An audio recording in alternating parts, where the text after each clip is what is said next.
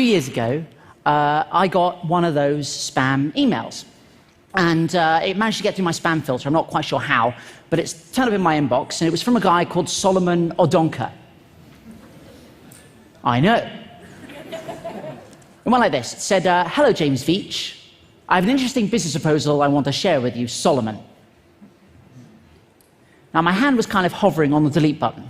Right? As you are, I was looking at my phone. I thought, I could just delete this. Or I could do what I think we've all always wanted to do. And I said, Solomon, your email intrigues me.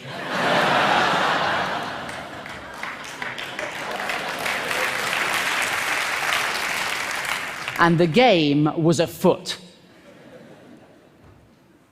He said, Dear James Veitch, we shall be shipping gold to you. You will earn 10% of any gold you distribute. So I knew I was dealing with a professional.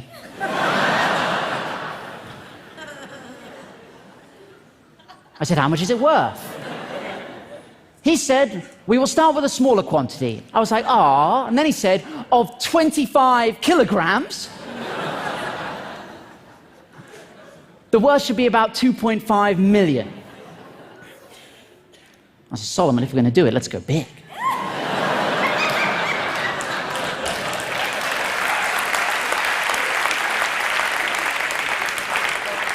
I can handle it. How much gold do you have? He said, it's not a matter of how much gold. How much is you're capable of handling? What? We can start with 50 kilograms as a trial shipment. I said, 50 kilograms? There's no point doing this at all unless you're shipping at least a metric ton.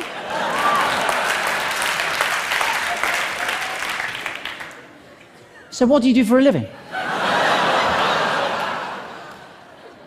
I said, I'm a hedge fund executive bank manager.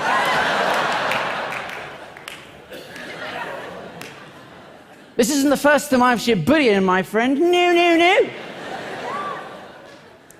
Then I started to panic. I was like, now look, where are you based? I don't know about you, but I think we're going via the postal service. It ought to be signed for. Right, that's a lot of gold. He said, oh, it will not be easy to convince my company to do a larger quantity shipment. And I said, Solomon, I'm completely with you on this one. I'm putting together a visual for you to take into the board meeting. Hold tight.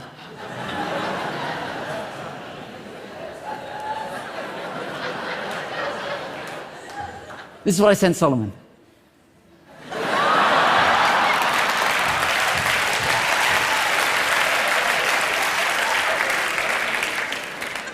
I don't know if we have any statisticians in the house, but there's definitely something going on. I said, Solomon, attach this email, you'll find a helpful chart. I've had one of my assistants run the numbers.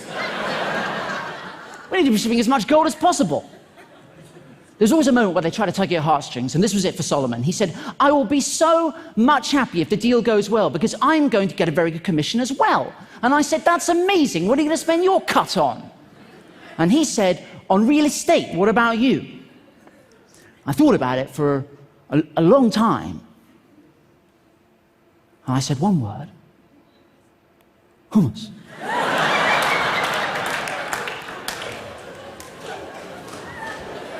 It's going places. I was in Sainsbury's the other day, and there are like 30 different varieties. Also, you can cut up carrots, and you can dip them. Have you ever done that? Solomon! He said, I have to go to bed now.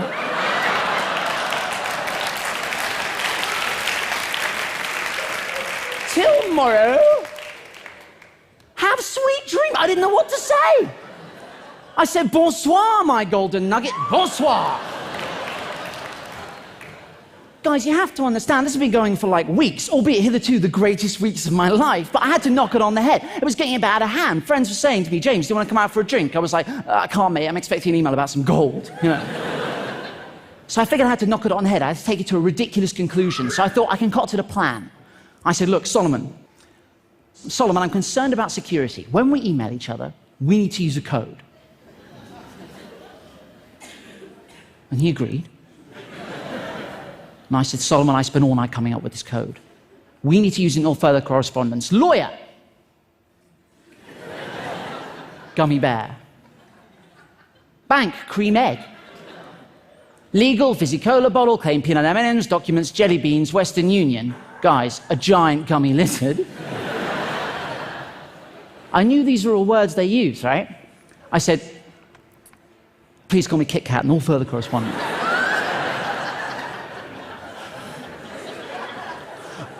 I didn't hear back. I thought, I've gone too far. I've gone too far. So I had to backpedal a little bit. I said, look, Solomon, is the deal still on? Kit Kat. Because you have to be consistent. Then I did get an email back from him. He said, the business is on, I'm trying, blah, blah, blah, blah, blah. I said, dude, you have to use the code. What followed is the greatest email I've ever received. I'm not joking. This is what turned up in my inbox. This was a good day. The business is on. And I'm trying to raise the balance for the gummy bear.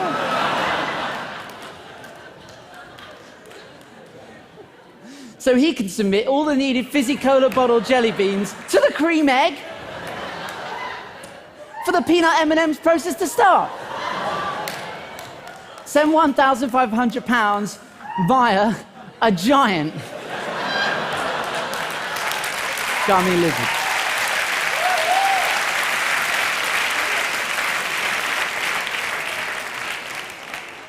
And that was so much fun, right, that it got me thinking, like, what would happen if I just spent as much time as I could replying to as many scam emails as I could? And that's what I've been doing for 3 years on your behalf. Yeah.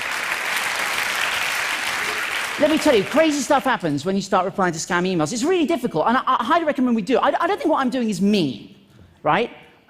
You know, there are a lot of people out there who do mean things to scammers. I don't think what I'm doing, all I think I'm doing all I'm doing is wasting their time.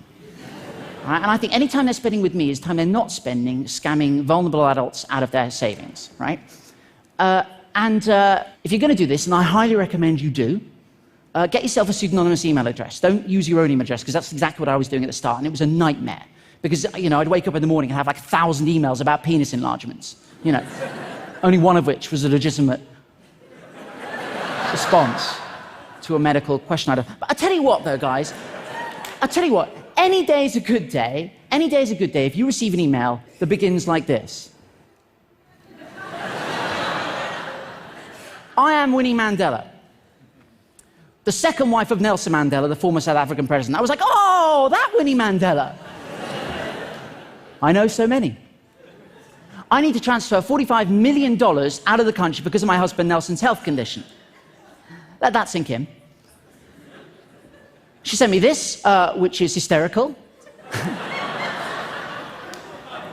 And this looks fairly legitimate. This is a letter of authorization, but to be honest, if there's nothing written on it, it's just a shape. I said, Winnie, I'm really sorry to hear of this. Given that Nelson died 3 months ago, I describe his health condition as...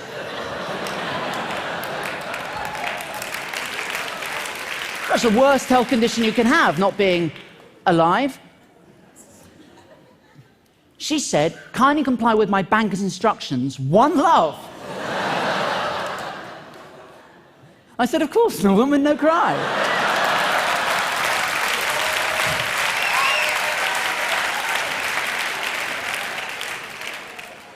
She said, my banker would need transfer of $3,000. One love. I said, no problemo. I shot the sheriff.